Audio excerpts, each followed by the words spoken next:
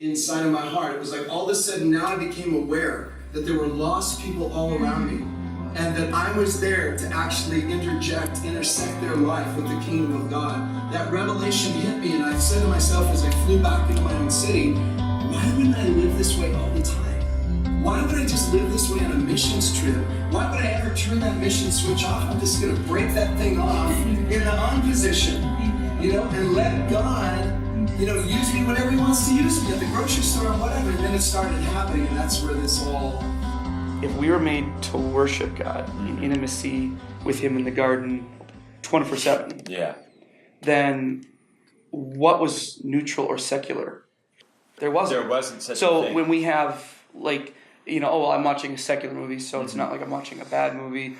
Everyone calls me Lulu. So it's okay in that, and in terms of like my personal growth, it's like a justification of like, how is there any neutral time? So that's why this 24/7 thing is so legit, because I don't know if you guys have noticed, but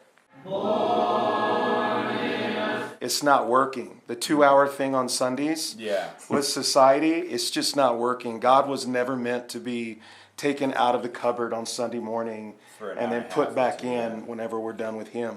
I think that 24/7 helps a huge lifestyle shift, and it gets something ingrained in people.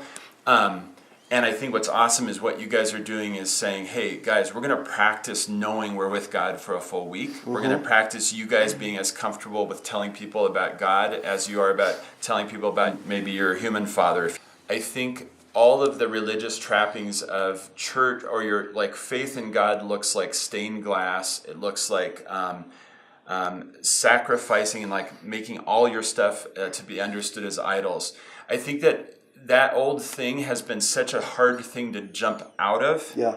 And so it makes people feel like I'm either in God time for the 1% of my week, or maybe 2% if I'm super holy, and I'm in secular time for 98 to 99% of my week. And I think one thing we're fighting for is, no, you're with God all the time. That was his whole intent. That was his intent in the garden. That was his intent with his son giving himself for us. This is because there is 24/7 prayer. With unity, the church is uniting to cry out 24/7 for on earth as it is in heaven, for the kingdom of God to break out in the city. And the devil hates that.